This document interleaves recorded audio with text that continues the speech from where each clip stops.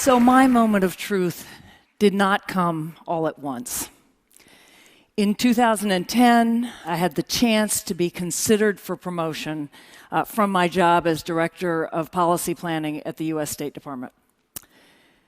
This was my moment to lean in, to push myself forward for what are really only a handful of the very top foreign policy jobs.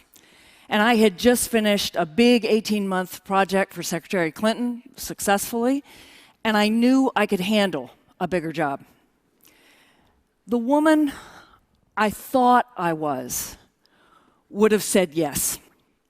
But I had been commuting for 2 years between Washington and Princeton, New Jersey, where my husband and my 2 teenage sons lived, and it was not going well.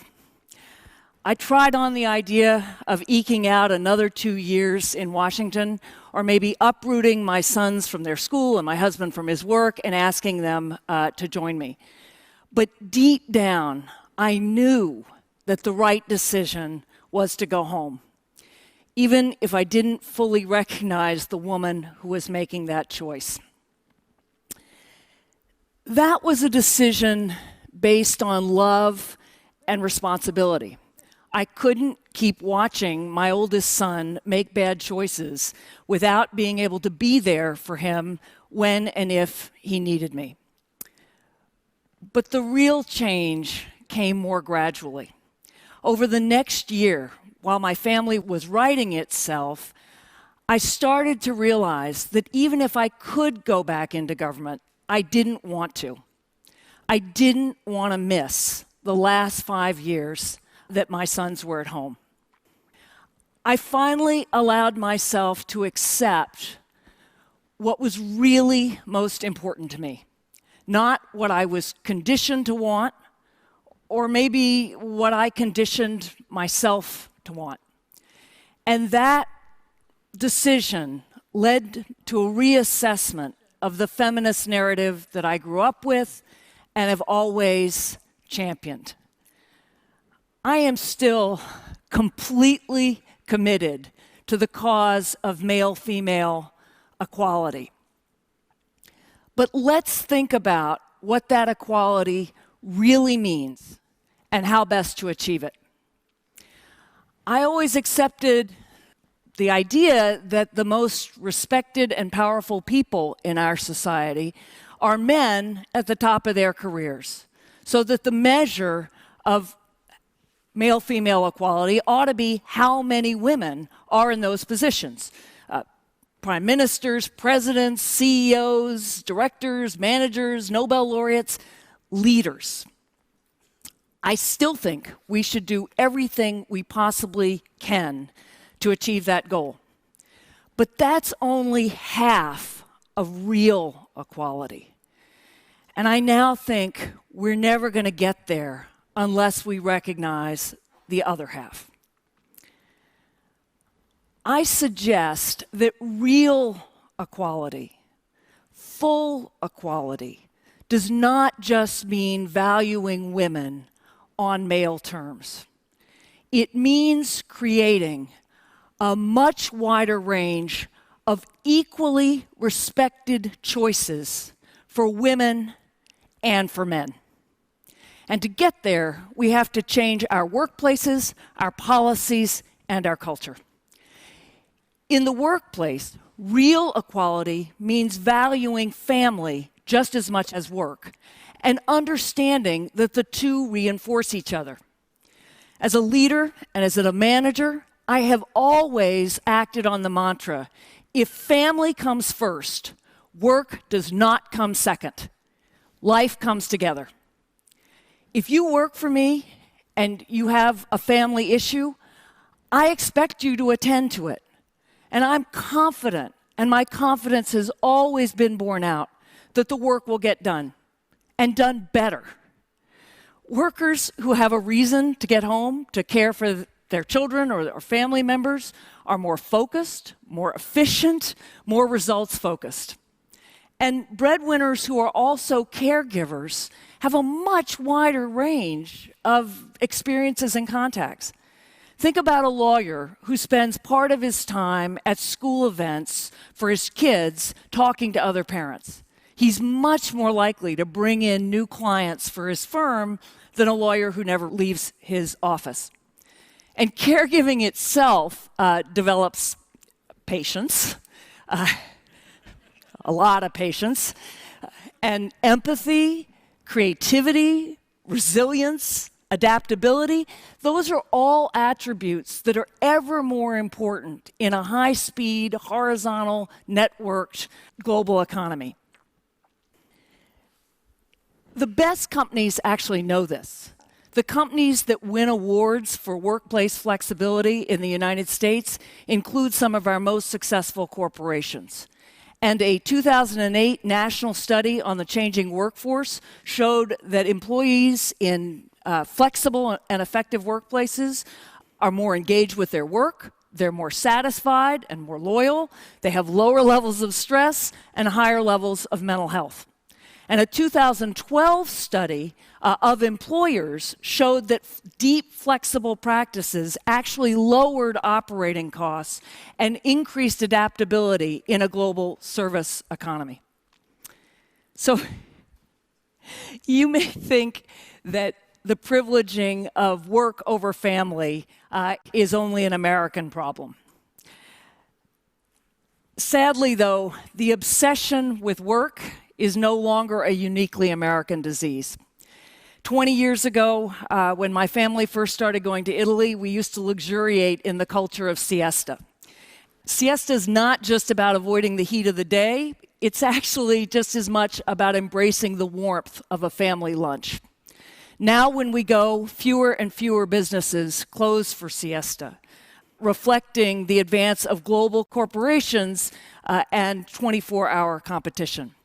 So making a place for those we love is actually a global imperative.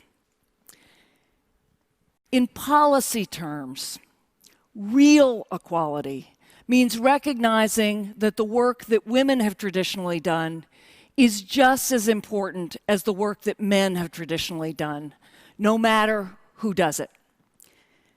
Think about it. Breadwinning and caregiving are equally necessary for human survival. At least if we get beyond a barter economy, somebody has to earn an income, and someone else has to convert that income to care and sustenance for loved ones. Now, most of you, when you hear me talk about breadwinning and caregiving, instinctively translate those categories into men's work and women's work. And we don't typically challenge why men's work is advantaged. But consider a same-sex couple, like my friends, Sarah and Emily. They're psychiatrists. They got married 5 years ago, and now they have 2-year-old twins.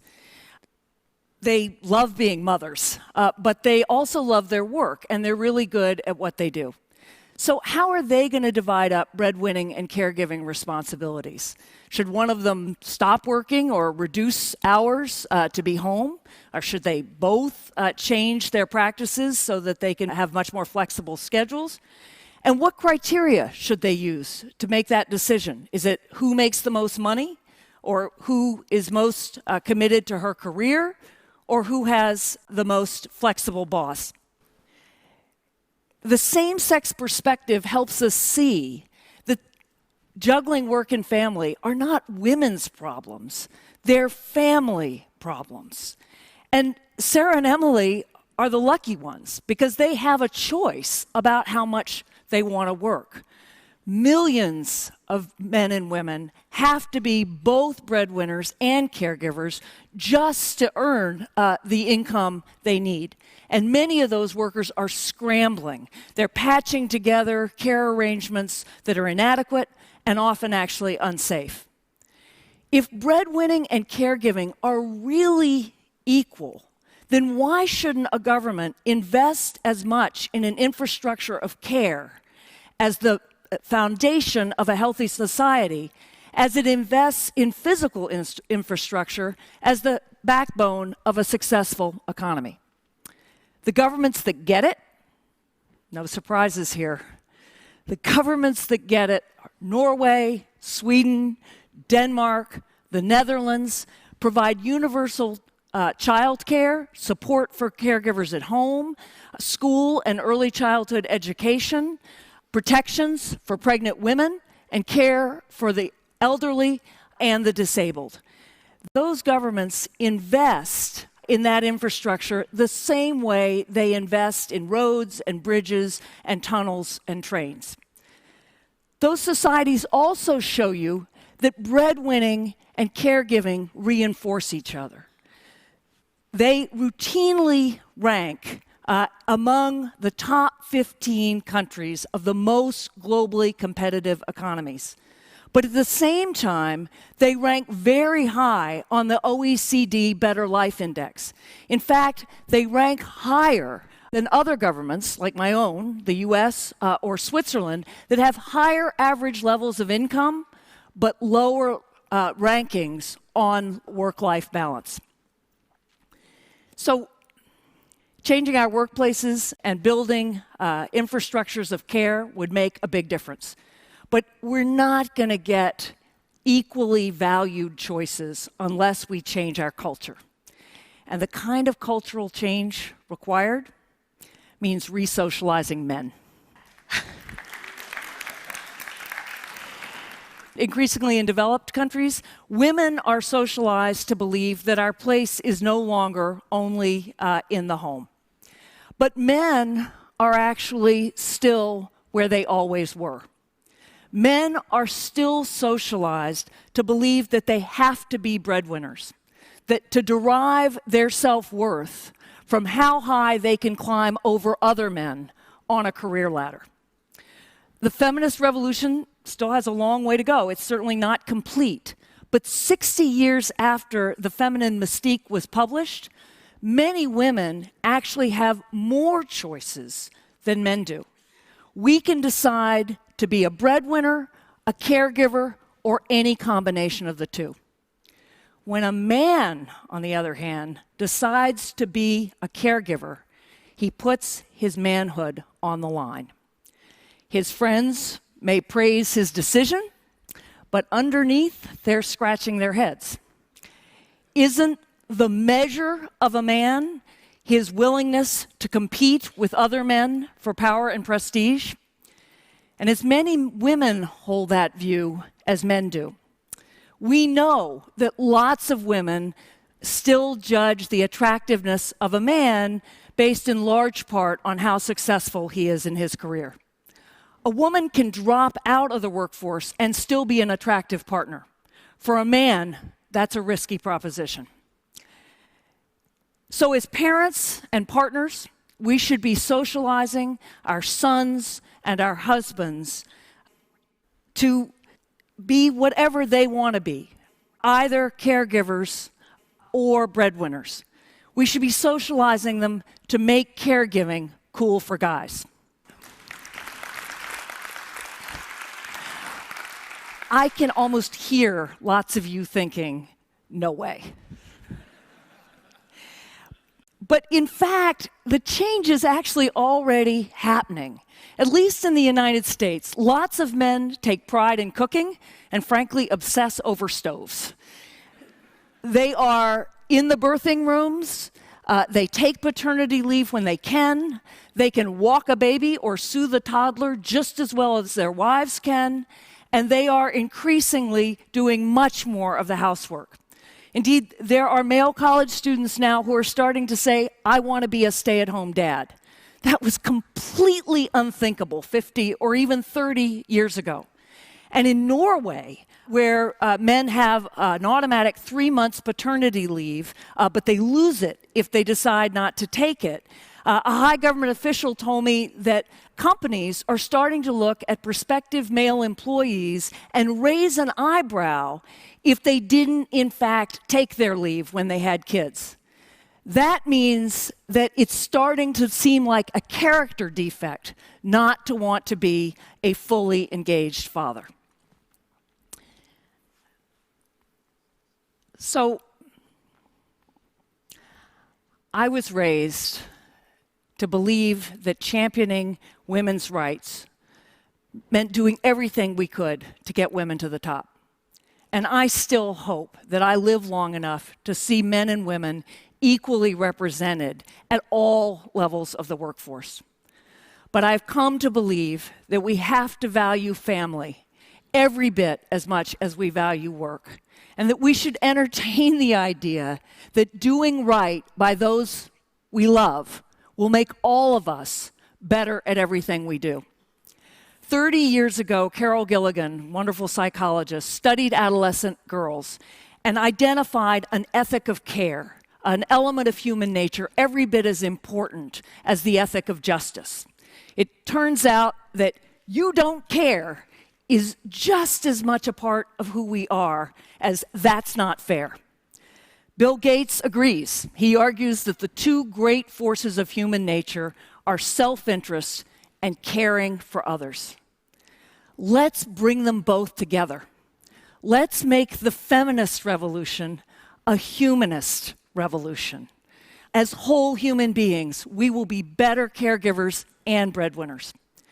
You may think that can't happen, but I grew up in a society where my mother put out small vases of cigarettes for dinner parties, where blacks and whites used separate bathrooms, and where everybody claimed to be heterosexual.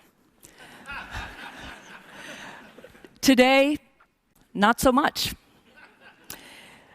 The revolution for human equality can happen. It is happening. It will happen.